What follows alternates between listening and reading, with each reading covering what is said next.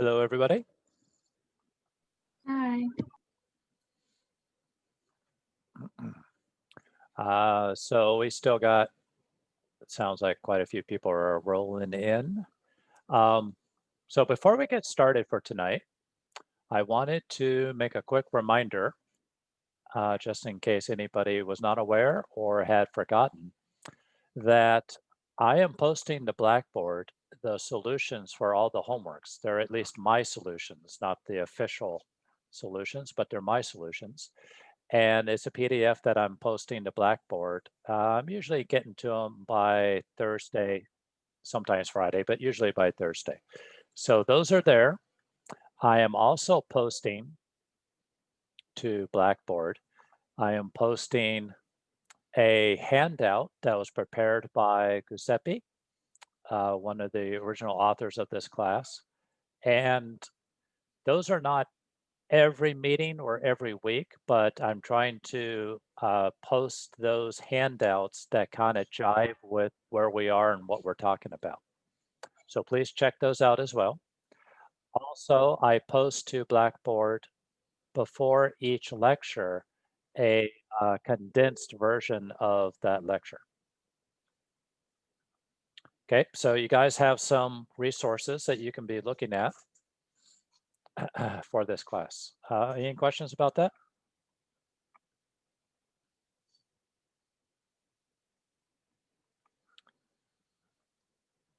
Okie dokie. So tonight we're going to jump into a whole brand new topic. But before we do so, do I have any questions on what we were just covering? We were talking about torsion, and we were talking about indeterminate torsional structures. Do we have any questions about those?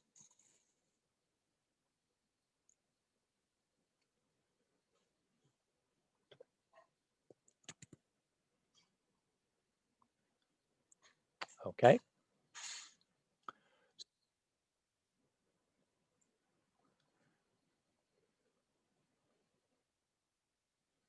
Can you guys hear the ding ding and whistles and all that when somebody joins or somebody leaves?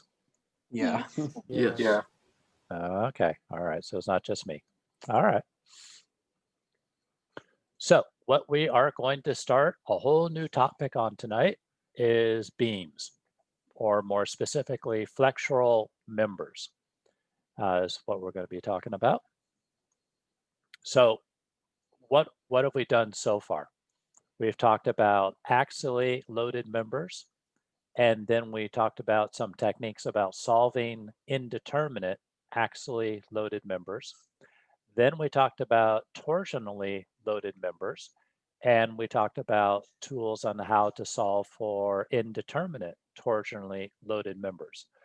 Now we're going to move to flexural members or beams. Okay, so beams are defined as members that are loaded transversely to the longitudinal axis and resist load primarily through shear and bending. So beams can come in these basic configurations. So there she be, that is the simplest form of a beam, a simply supported beam. I do want to mention though that usually we think of beams as being horizontal members, usually.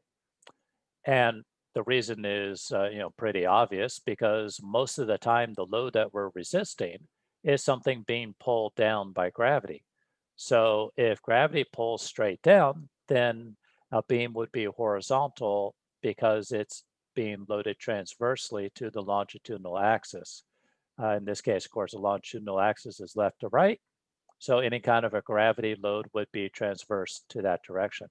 I do want to mention though that beams don't necessarily have to be horizontal. Beams could be at any angle. And beams can in fact be vertical. What defines a beam is not that something is sitting horizontally. What defines a beam is the nature of the loading. So if you had a column, normally what we would think is a column being vertically oriented but primarily the loads are coming in transverse, that's still considered a beam because it's still primarily resisting the loads through shear and bending. Okay, so back to the basic configurations. Here's a beam. This is what we call simply supported. It has phi is equal, remember we talked about phi earlier in the course, is represents the degree of indeterminacy. Phi is equal to r minus 3 plus c equals, and in this case equals 0. I have 2 restraints at the pin, 1 restraint at the roller. So 3 minus 3 is equal to 0. And so a simply supported beam is stable and it is statically determinate, as we all know. So you can solve using sum of the forces and sum of the moments, you can solve for all 3 of your reactions on a simply supported beam. That's basically what this is saying, is if phi is equal to 0, it is stable, or it could be stable, and it is statically determinate. Next type of basic beam is what we call a cantilever beam. The degree of indeterminacy is still equal to 0 because I have 3 reactions all in one place. So 3 minus 3 plus 0 is equal to 0. These are stable and statically determinate. This is what we call a propped cantilever. Just has a little help out here. And a propped cantilever now has 3 restraints plus 1 restraint. 4 minus 3 is equal to 1. So this is indeterminate to the first degree. Again, what does indeterminate mean? Means that using summing the forces and summing the moments, I cannot solve for all my reactions. I have 4 unknowns and only 3 equations of degrees of freedom. Any questions so far? That first part was statically indeterminate, right? The simply supported or determinate? I can't miss that. This one? Yeah, that's determinate, right? It is determinate. That is Okay. correct. Okay. And the second one is determinate. The third one is indeterminate to the first degree. Thank you. Professor, Yes. quick question. Sure. For the phi equals r minus 3 plus c, what's c again? C stands for condition. And the most common condition that you might find is if there's like a hinge between the 2 points. So a hinge releases 1 degree of freedom, or 1 degree of restraint, actually. A hinge releases 1 degree of restraint, so C would equal to 1. If you had 2 hinges, that would be C is equal to 2. Or if you had a hinge that released restraint in the horizontal and the moment, that'd be that'd be like a roller on a roller. But anyway, it's a special condition that releases restraints. Okay, thank you. Okay, and I will certainly point it out if we see one again, but not tonight. Okay, and we have what I call an overhanging beam. So it's a simply supported beam, but it has a cantilever to it. And again, it is statically determinate and stable with 3 degrees of restraint and 3 degrees of freedom. And then we have what's known as fixed. So I have 3 degrees of restraint and 3 more degrees of restraint.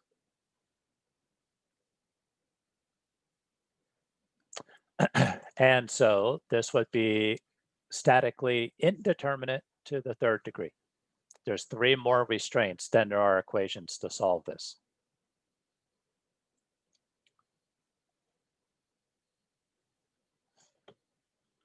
Okay, so by definition, beams that are statically determinate and stable can be solved for all of your reactions. Beams that are indeterminate require advanced methods to solve for reactions. And except for the few cases like the ones we've already done, the indeterminate axially loaded members, indeterminate torsionally loaded members, apart from those, something like solving this guy right here is beyond the scope of this class. Oops, I thought I wrote it in there. Do you guys know what is the next class in this series? When I taught it, it was called structural theory. Do you know what the next class is called in your series? For me, Structural so- analysis 1. Yeah, structural analysis. Structural analysis. Okay. Do you have like a structural analysis 1, structural analysis 2? Yeah, depending on your major, like I think if you want to be like a structural engineer, or I think some civils do require for you to take both. Okay, But I'm in construction, so I'm going to take the first one. gotcha. Okay, all right, thank you. Yeah, I used to teach, oh, that was a while ago, but I used to teach for the construction management courses. They used to have their own department, I believe. And for them, I would teach a class called structural theory. And I think it was what you guys are saying, structural analysis 1 and 2 combined into just one quarter. And it was kind of, it wasn't geared for structural engineering majors. It was geared more for construction management majors. But that's where we covered techniques for solving indeterminate structures. So something to look forward to. Okay, so the goal of tonight's session, and actually the next couple of nights as well, the goal of this session is to learn how to create shear and moment diagrams. We talked about axial load diagrams. We've talked about torsional diagrams, but the real meat of this course is shear and moment diagrams. So if I have a simply supported beam with some indiscriminate load P on it, if presented with a beam with the applied loading and restraints, then we can do a free body diagram and we can solve for our reactions. But once we solve for the reactions, we can draw a diagram that plots the shear over span so that one can visually see the internal shear at any given point. So if this is the problem and this is my solution, Mustafa, we're going to get to that. We're going to get to that. This is just in general, what is a shear diagram and why would anybody care about doing a shear diagram? That's what I'm trying to explain. So the idea is, here's your problem. And it's easy enough to solve for your reactions, but how do I know what the internal loading is on this? And a better question is, how do I know if my proposed design for the beam is adequate to support the applied loading? A shear diagram allows me to see visually and instantly what the shear is at any given point on the span. So just by looking at this, I couldn't tell you by looking at this, but just by looking at this, I can tell you that the maximum shear is constant between A and B, and the maximum shear is of this magnitude. So if I'm proposing to provide a beam that does not have this much capacity, then I can see instantly that I've got a problem. I've got more shear than I have capacity. And I can also see that on this side of the beam, the shear is less than, not more than, on this side of the beam. So there's all kinds of information I can get from this diagram instantly without having to do a zillion different cuts and plotting and analyzing. Once I have a shear diagram, I have all this information immediately available to me. And this, the shear diagram and the moment diagram I'm about to talk about, are the building foundation to all of your structural design. So when you get into structural design, and then you start talking about, okay, what is the shear capacity of a reinforced concrete beam? How do I design shear ties? What is the shear capacity of a steel beam? Do I need any steel stiffeners? What is the shear capacity of a wood beam? Do I need to go to a better grades wood to handle that shear? All of those advanced topics of structural engineering really all start right here with the skills required to generate a shear diagram and a moment diagram. So again, this is really one of the foundational topics for the course of mechanics of materials. So And don't, oh, yes, sorry. no, Don't they please. have code books that have all the different loadings and the different types of diagrams, like already prepared? Is that a thing? I thought I saw something like that before. Okay. Okay. So all of your codes, all of your code books are basically divided into two huge categories. You have on one side, what is the demand? And then you have on the other side, what is the capacity? And the capacity is going to be dealt with in your design courses. So when you take steel design, you'll learn about how to find the capacity of steel beams. When you take reinforced concrete design, you learn how to design concrete beams for shear capacity. So that's the whole capacity side of it. But without a shear and moment diagram, you don't even know where to start. You don't know what it is you need to find. On the demand side of the thing, your codes actually dictate to you what you should apply as a load, but the codes themselves don't give you shear and moment diagrams. They might tell you what the load is ought to be based on what your occupancies, or are you parking cars, or is it a truck, that sort of thing. Now, Mm. not code books, but reference books, which is different. Codes and references are different. You can find all kinds of reference books that will give you all kinds of tables that make getting to this point easier. They're like Okay. shortcuts. And maybe that's what you're thinking of? I think so. Oh, Okay. I thought, yeah, okay. Thank you. Yeah, no, of course. So yeah, there's reference materials, and there's a zillion billion tables that take very common situations and give you a shear and moment diagram, or at least give you the maximum shear and maximum moment based on these conditions. But those tables are only helpful if you already know how to do it and how to read these. See, so yes, that absolutely. When you get to a point of proficiency and you're able to do what we're about to talk about by hand, then there are references that would make some of these things quicker and or allow you to check your work. But if you have situations that don't match what's in the tables exactly, you're still kind of like, okay, now what do I do? So that's what you got to learn this first, and then you can get to, it's kind of like learning arithmetic and then using a calculator to check your work. Does that make sense? Yep. Okay.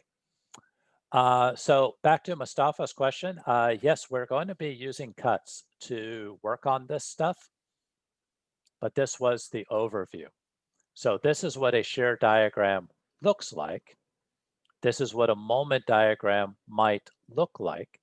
And the point of it is that the whole span of the beam is laid out in these two graphs.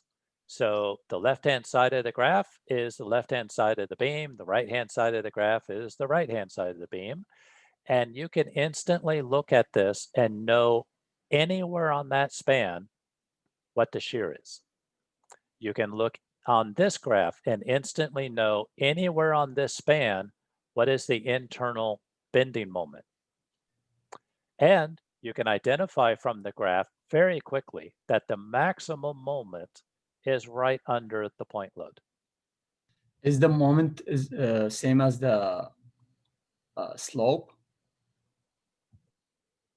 is the moment the same as the slope? Well,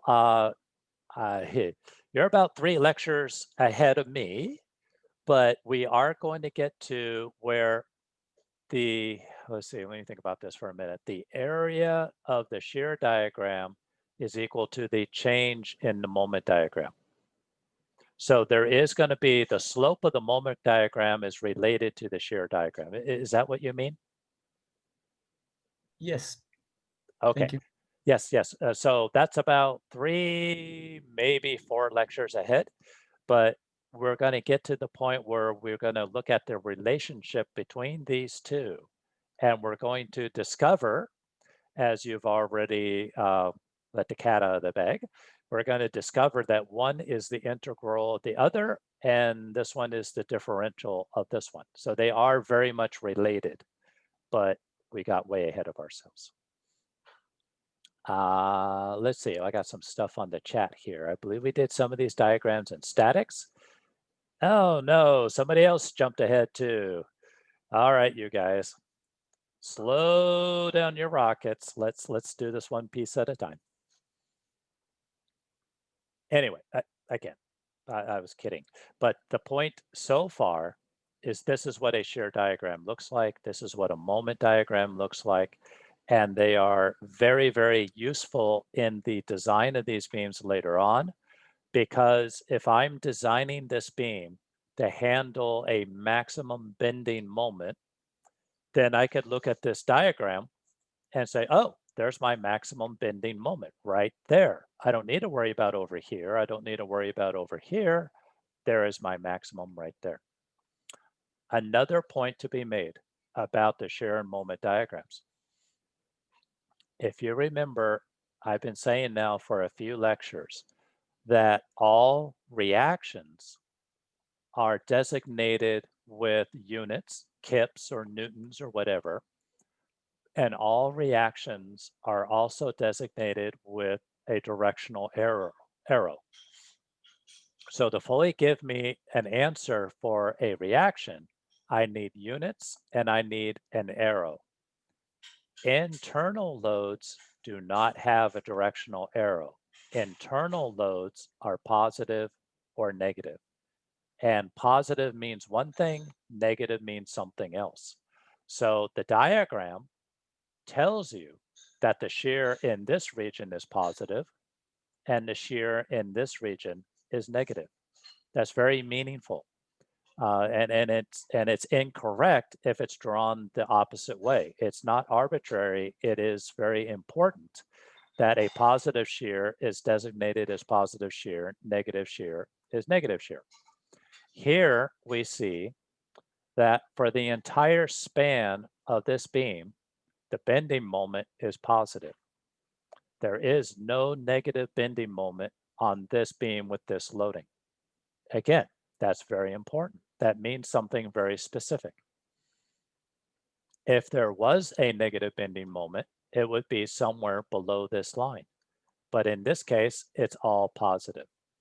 Okay, so that's very important to notice. And one last observation. This beam is simply supported. That means that the end here is a pin, which is free to rotate. The other end is a roller. It also is free to rotate. So if these two ends are free to rotate, then that means there can't be any moment locked up in the end if there's no end moments applied to the beam. If there's a moment applied to the end of the beam, that's different. But if there are no applied moments and there's no restraint against moments, then the ends have to be equal to 0. And you can visually and instantly confirm that the moment at this end is 0. The moment at this end is also 0. Okay, so important concepts here. Any questions on this?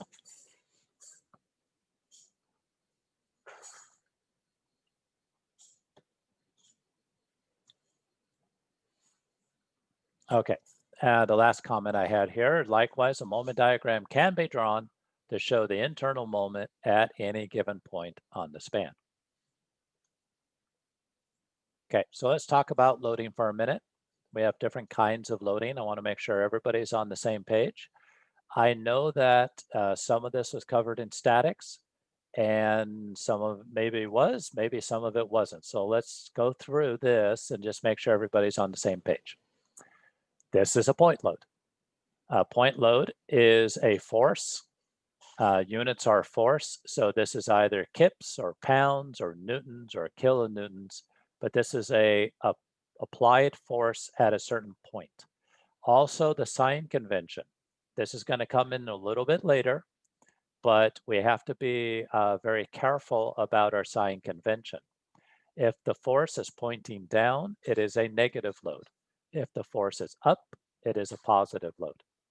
But I'm not going to put minus 10 kips here. I'm just going to indicate whether it is negative or positive by the direction of the arrow.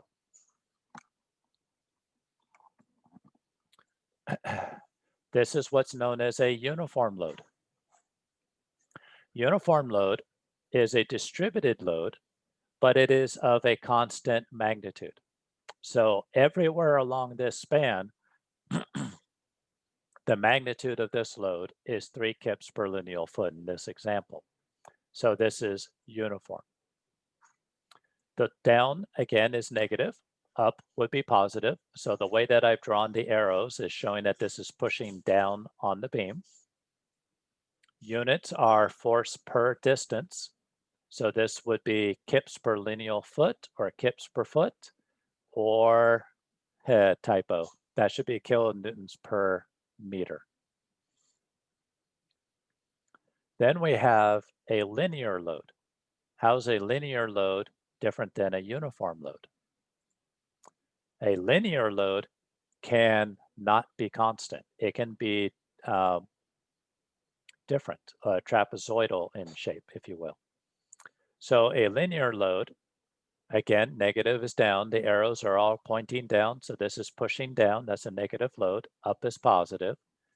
The units are still force per distance, kips per foot or kilonewtons per meter. Let me go back to this though, but it is defined as a line. So we're going to get into this in another lecture or two, but we're going to have to be able to define the magnitude of this linear load anywhere along this span. And to do so, we're going to solve the equation for a line. You know, the y is equal to mx plus b equation.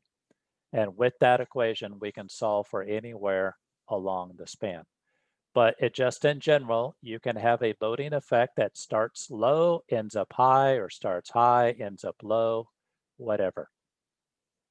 Okay, so any questions about loading? Oh, we got one more load. We can have an applied moment. So this would be an applied moment. I like to think of applied moments like a bolt head is sticking out of the side of the beam. And I go in there with my torque wrench and I put the socket on the bolt and I just crank in on the lever arm and I'm twisting that beam. But you can have an applied moment that obviously the other loads produce moments, but this is a applied moment. And it could be anywhere on the span. You could have an applied moment right at the end or anywhere in between. Okay, so in general, I'm going to call moments that are clockwise positive and counterclockwise. So this would be a negative 30 kip foot moment. Units are in the units of moment, kip feet or kilonewton meters. Okay, so apart from this, any questions about loading?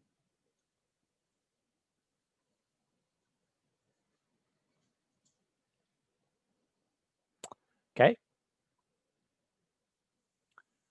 So this is an applied moment. Now I'm going to talk about something completely different. I'm going to talk about internal forces. So we have an internal sign convention that has to be adhered to rigorously. This is not going to be one of those where it's, it could be this, it could be that. this is going to be held to strictly. So if I make a cut on a beam and I spread that beam apart and take a peek at what's going on inside, then we are going to consider for a left-hand free body diagram. So this is where the free body diagram, the cut is on the right and the body is on the left as shown. Then this is positive sign convention. This is the direction of a positive internal moment. This is the direction of a positive internal force. Normal force. Okay, yeah, you can have a normal force in here. And that isn't, quite frankly, that's not as rigorously defined. But if you put it as tension, then that would be positive. And if it turns out to be in compression, then it would be the opposite and it would be a negative. Yeah. Yeah, so you can have a normal force. We're going to talk about that a little few more lectures ahead when we talk about combined loading. That's going to be the whole topic of a lecture of combined loading. But for now, it's trying to keep it simple with just shear and moment. So, Professor, do you ignore it here because, like, you have the Fx equals 0 here, right? Yes. Yes. So for simply supported beams, there is no applied loading in the horizontal direction. And so for now, we're going to ignore it. We're just going to look at problems that don't have any horizontal loading. But again, when we get to a subject of combined loading, which is a couple weeks away, then we will combine those together. And then most definitely, we're going to have some normal forces.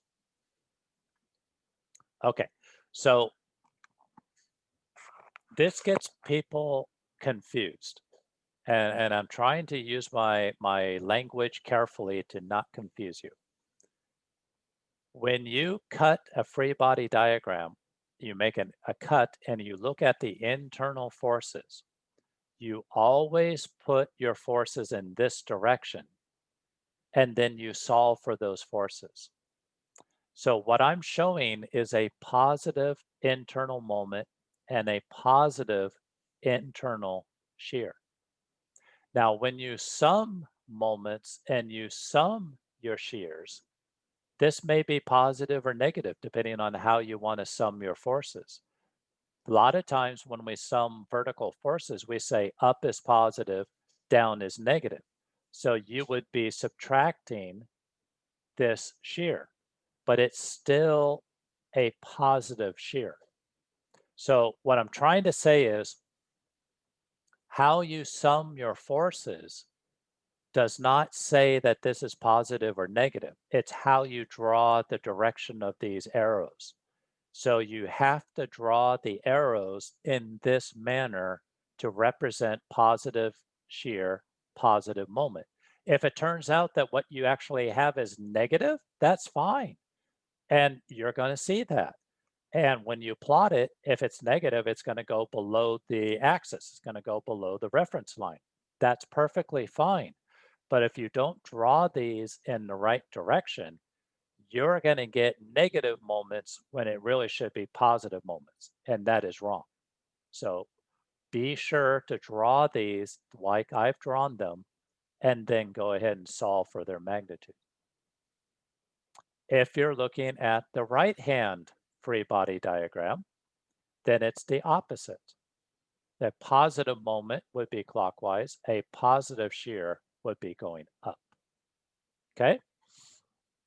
So we're going to go through lots of examples, and I'm going to reinforce this by saying it to ad nauseum. I'm going to say this so many times you're going to be sick of hearing it, but it's very important that you draw the vectors in the correct direction and then sum them up to see what you actually have.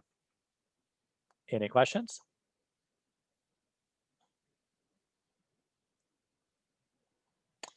Okay. So next, what we're going to do is we're going to find the internal loading at one unique point. So I'm going to start by saying, let's find the internal loading at a quarter point, where X in this case equals 6.25 feet, which doesn't make sense until you see this. If the whole span is 25 feet, I would like to find my shear and moment at 6.25 feet from the left-hand end. So I'm going to draw a free body diagram.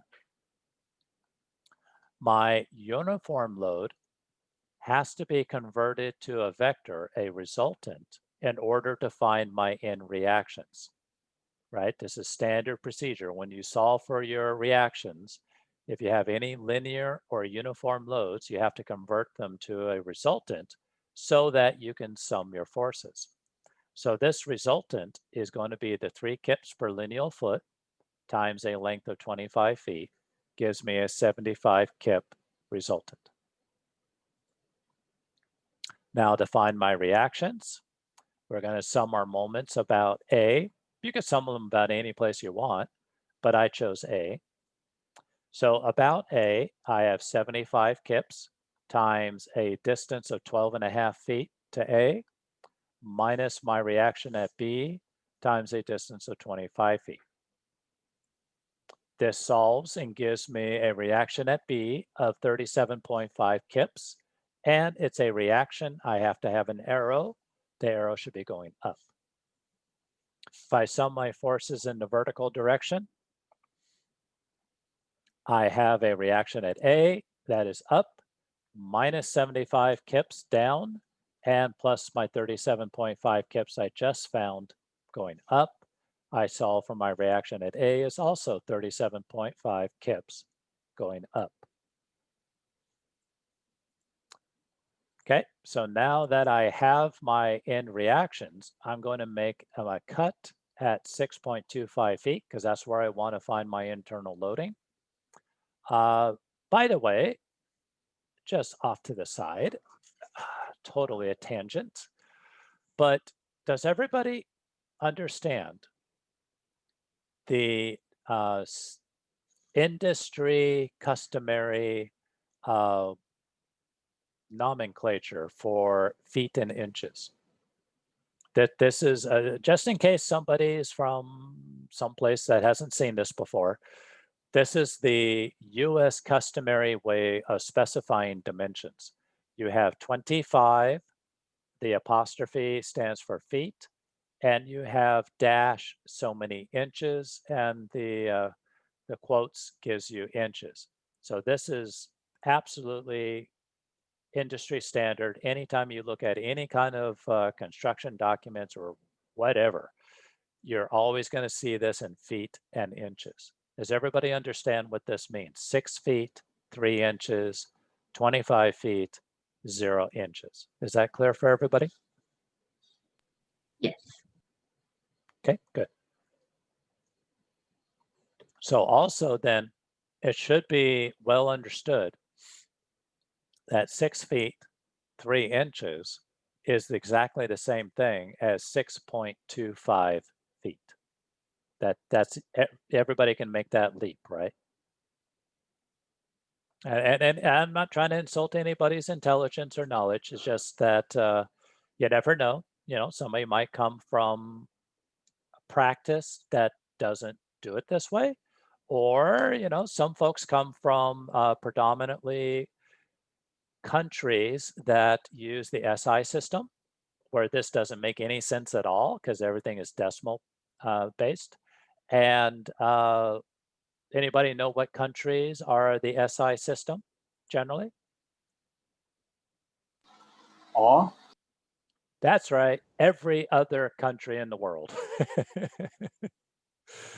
I believe the UK even, right? Somebody correct me if I'm wrong, but I think even the United Kingdom, which invented feet and inches, is using the metric system. So anyway, that was just a little sidetrack, but I want to make sure that when I'm doing these examples, that this reads for everybody. This is 25 feet, 0 inches, 6 feet, 3 inches. Okay, so I want to make a cut because I want to find my internal forces at 6.25 feet. I draw my free body diagram. Now here is a very important point. If I haven't made it before, I'll make it again. To find my reactions, I took this entire uniform load and found a resultant of 75 kips. If I take another free body diagram that is a portion of the whole, I cannot use that 75 kips. It wouldn't make any sense. That 75 kips would not even be on this piece. So I have to go back to the actual loading. Again, the 75 kips was only there to find my reactions for the whole global stability. If I take a free body diagram of a portion, I have to put the portion of the loading on there as well. So if I do a new free body diagram, my reaction at A is still 37.5 kips. We found that. But the resultant of the load applied to this portion is only 3 kips per lineal foot times 6.25 feet, the length of this portion. And that is 18.75 kips. So I have my load, I have my reaction. What I need to solve for is shear and moment. And again, I have drawn them in the positive sense. This is positive shear, this is positive moment. Okay, so I have two equations, I have two unknowns, I can solve for this. I am going to choose to solve or sum my moments about O, and I'm calling O right there. How did you get the 3 again? That 3 right there? Yeah. Okay, that's given in the problem statement. The problem was defined as a beam supporting 3 kips per lineal foot. Thank you. You're welcome. Okay, so when you sum your internal forces, you're always going to want to sum them right where that dot is. Why would I do that? Because you have two unknowns. So you need to find a place to sum your moments where one of the unknowns disappears. And if you solve it right there, then the shear is right on the same line. I drew it off up to the side a little bit, but it's basically going right through that cut face. So the shear has no eccentricity. So I don't need to worry about it. I can solve for the moment directly. So always sum your moments about your cut point. Summing my moments, I have 37.5 times 6.25 feet, and this would tend to rotate clockwise. So this is positive. I also have 18.75 kips times a moment arm that's actually right here of 3 foot 1.5 inches is 3.125 feet. This force would tend to rotate everything counterclockwise, so it is negative. And I have my unknown moment, which is tending to turn everything counterclockwise, so it is negative. And now I have one equation, one unknown. I can solve for my moment. My moment is 175.8 kip inches. Okay, any questions? Don't need a row for the moment. I'm sorry? Need the direction for the moment. You don't the row. No, no, I do not. It's an internal loading. I do not put a directional arrow on it. Okay, I'm glad you asked that. The reactions have arrows. Internal forces are positive or negative. They do not have arrows. Okay, Professor, yes, it's kip foot, right? Not kip inch.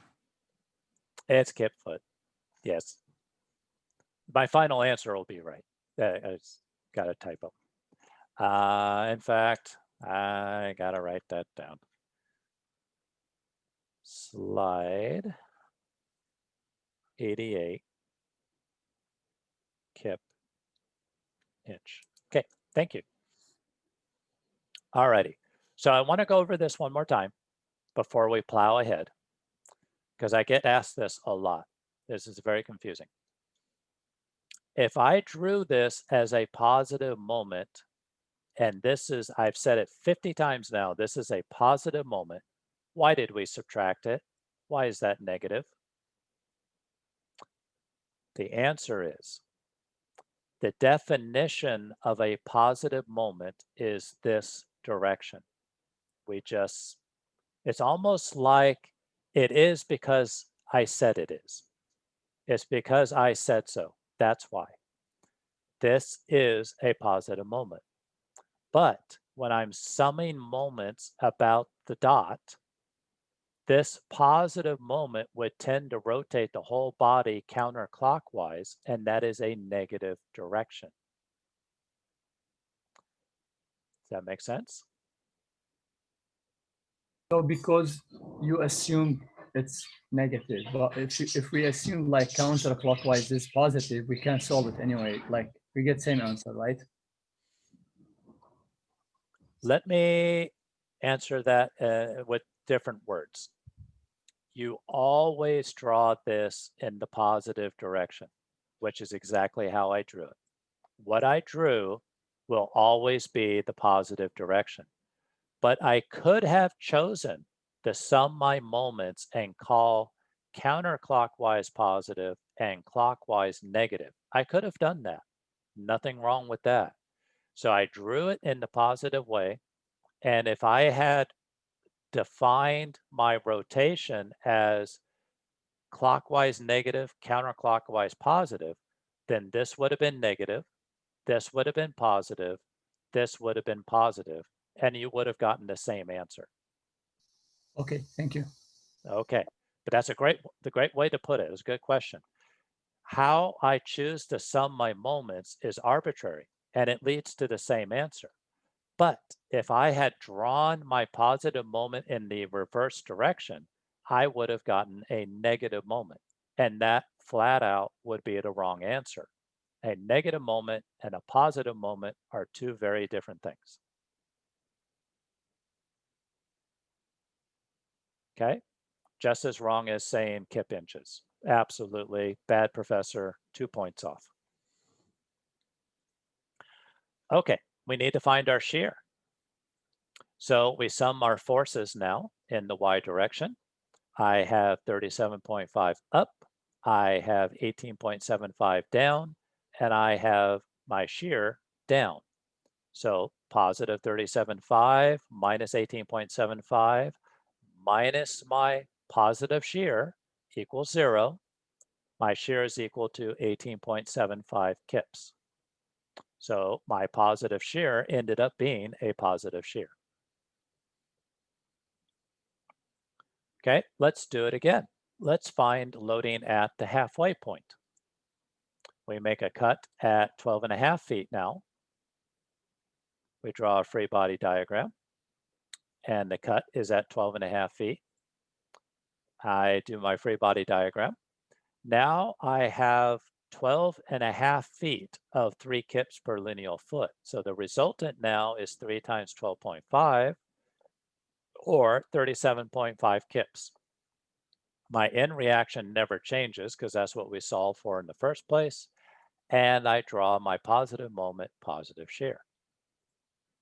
Find our internal forces, sum your moments about O. That's my origin, O.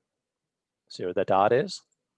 And so summing moments, I'm sorry, where's the typo? I was just the 12.6. Is that just me? Where's 12.6? Everywhere. The dimensions. No typo. No, that's not a typo. That's 12-6. That's 12 feet, 6 inches. Okay. Okay. Well, that's what I was talking about before. If you put your dimensions in feet and inches, then it is so many feet dash so many inches. So 12'6" is the same thing as 12.5 feet. Oh, I didn't know that. So, okay, I got it now. Thank you. All right. I want to make sure everybody is getting this on the same page. Because feet is on a scale to 12, not to 10. So half would be 6. That's right. 6 Oh, inches. thank you, thank you. Yeah. Oh, thank you, Raphael. Yes, 6 inches is half of 12 inches. So 6 inches is 0.5 feet. So 12 foot 6 and 12.5 feet are the same thing. All right. And likewise, 6'3" is the same as 6.25 feet.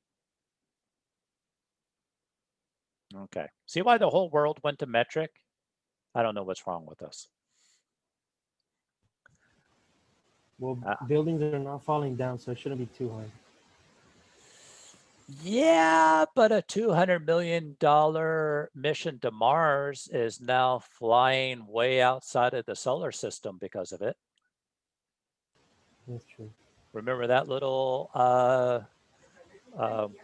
well-spent mission of our tax money? Remember that? Yeah. Yeah, and that whole thing was because one company was using kilonewtons and the other company was using, I'm still learning Fahrenheit. Okay, let's plow forward. So summing the moments about the dot, 37.5 times 12.5 feet minus 37.5, and it's this distance here, even though I labeled this one. This is 6.25 feet minus my moment, because the moment tends to turn the whole thing counterclockwise. And I get for a moment a positive 234.4 kip feet. I'll fix that one too. For shear, we sum the forces in the y equal to 0. I have 37 up, I have 37.5 down, minus my shear. Shear is equal to 0. 0 kips, right at the midspan. Any questions about how I summed these forces? Okay. So here's my original problem. My 3 kips per lineal foot, my span of 25 feet. And if I plot the two values that I just found for shear, one's here, and for moment, one's here, one's here. And as you can see, plotting these 2 points gives me very limited information. I really can't draw any conclusions from 2 points on this graph. And so that was a lot of work to develop just 2 points. So now let's figure out a way to do this that will define all the points. Yeah, I don't want to do any more cuts. I know you want me to do more cuts, it looks like, but I'm done doing cuts. We're going to do a better way. What we're going to do is we're going to start by making an arbitrary, okay, fine, one more cut, but we're going to do an arbitrary cut somewhere in the span at a distance of x from the left end. So instead of doing a whole bunch of cuts, we only need to do, in this case, one cut at an arbitrary distance x. If I draw a free body diagram, here is my cut at a distance x, and my end reaction is still the 37.5 kips. We found that at the very beginning. That doesn't change. But what does change is the resultant of the loading now is a function of x. I don't know explicitly what that load is because I don't know what x is. So I have to define this load as a function of x. So I have 3 kips per lineal foot times x number of feet. That gives me a load of 3x. And I put in parentheses here, the units are kips per lineal foot.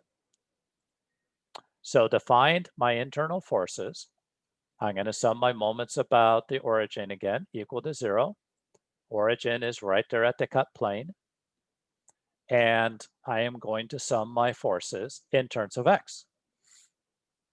So my end reaction tends to rotate the body clockwise. So it's going to be positive 37.5 times x is the positive rotation minus my 3 kips per lineal foot times x is the resultant.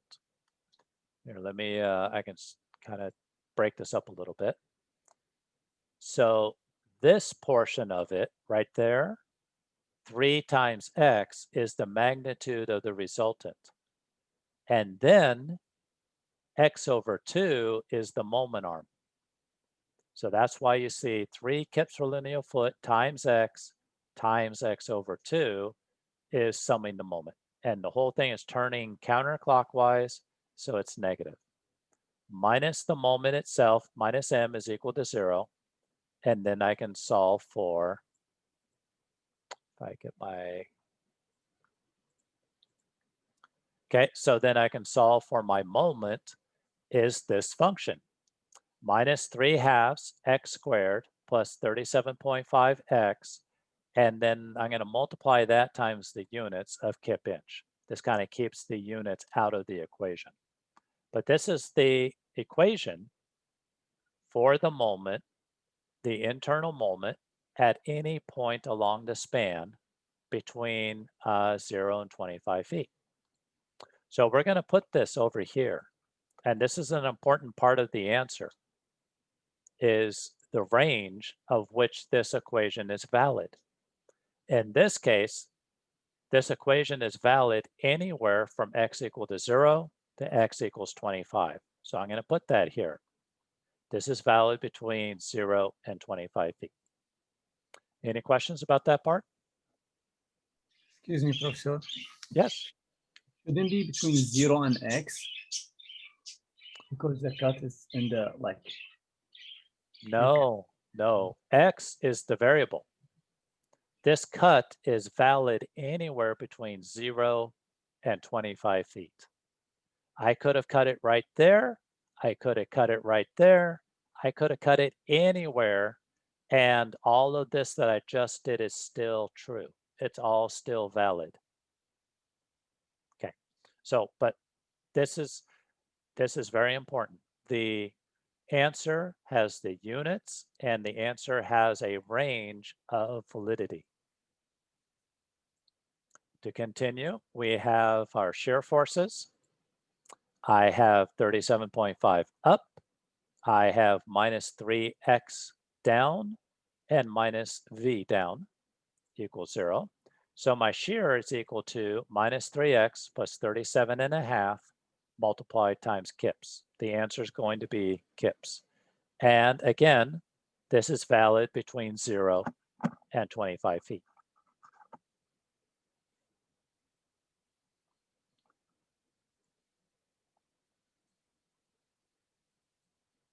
So I have found that for the entire span, the shear is defined by this function.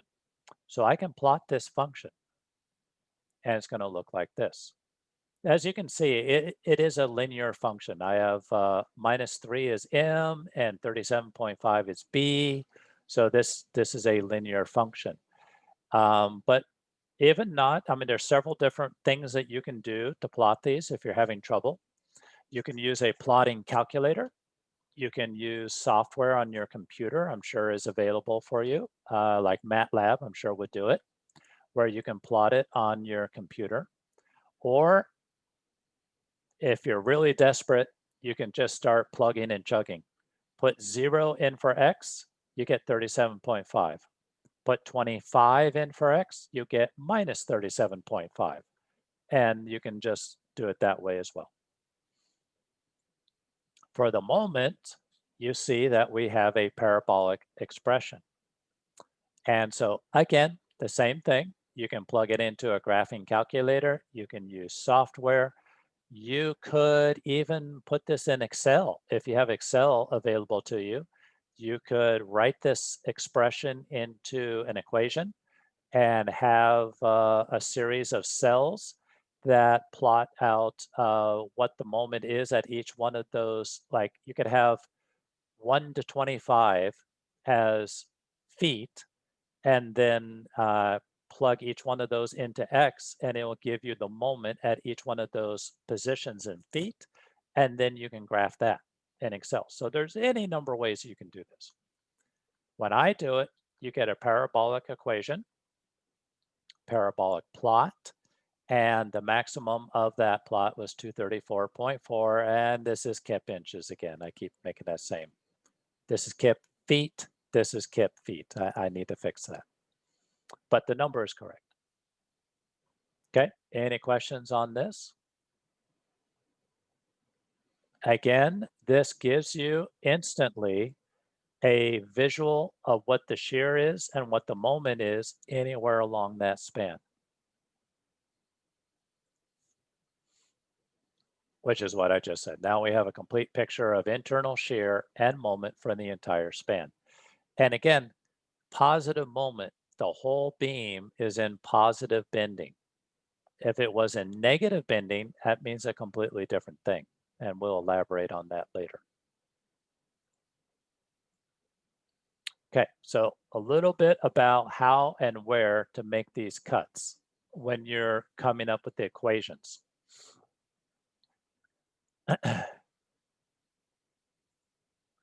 Cuts should be made between all points of discontinuity. A discontinuity can be a reaction, an applied force, an applied moment, etc. So anytime that the loading changes or the reactions change, you need another cut. So for example, here's a beam. How many cuts would I need to fully describe this beam? Anybody? 2, 3, 4. Okay, so you look at the beam and you look at where do I have discontinuities? Where does something change? Well, between the support and right here, I have a consistent load. So that's one region. But where that load changes, that's a discontinuity. Now I have another region. And then I have a point load. That's a discontinuity. So that's another region. And then I have my final support. So I have 3 regions that I need to investigate. 1, 2, 3. So how many cuts are required to fully describe the whole span?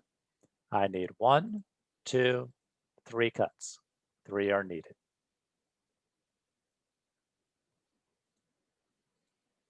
When you are making your cuts, you're going to want to always measure X from the leftmost end of the beam. Okay, so when I make my first cut, X is measured from the leftmost support to that cut. And remember, we're doing things in terms of X. This is not a real number of feet. It's just a variable X. When I make my second cut, you still measure from the leftmost support. A lot of students are tempted to measure the second cut as X from the first cut. That doesn't work. That doesn't work at all. You have to always go back to the same reference point. For the third cut, you still reference all the way back to the original point, the leftmost. Now, some students would be tempted to say, well, if I make a cut here and I look at the left-hand side, I got to add up all this stuff. Wouldn't it be easier for this last cut to just go to the right-hand side? Then all I have to worry about is the reaction. Well, no, that doesn't work that way because X always has to be from the same point, or else X is not equal to X. X would be Y or W or something different. It's not the same thing. So if you want to measure from your cut to the right, you can do that, but you have to measure all of them from the right. You have to be consistent. So I'm just saying, for the sake of simplicity, make all your cuts from the left-hand side, like I did in my examples, and you'll be okay. Professor, Yes. if you really wanted to, like, let's say for the last cut measure from the right side, you could just call that distance like y, and then just define y as like the length of the whole beam minus x, right? And then once you're done like finding the equations for shear and moment, then you could just substitute that definition. Yes, you could. As long as you're calling it L minus X, Yeah. ultimately it has to be an L minus X. Yeah. Okay. Yeah, you could do that. I Right. wouldn't recommend it. Okay. But no, your understanding is correct. You could do that as long as, again, X is measured consistently so that, because what you're going to do, I'll back up here just a second. What you're going to end up with are equations that look like this. But you're going to have, in the more complicated versions, you're going to have one equation from here to here, another equation from here to here, and so on and so forth. And each one of them is going to have some function of X. So X always has to be X, or else it doesn't make any sense. Any other questions?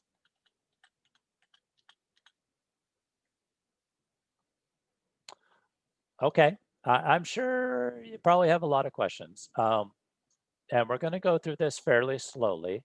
Next lecture is just going to be examples of doing this. What I call this, I'm not sure if all instructors call this the same thing, but what I call this is finding shear and moment diagrams by equations. So the whole point of this procedure is to find these equations. And each one of these equations is going to be valid over a certain range.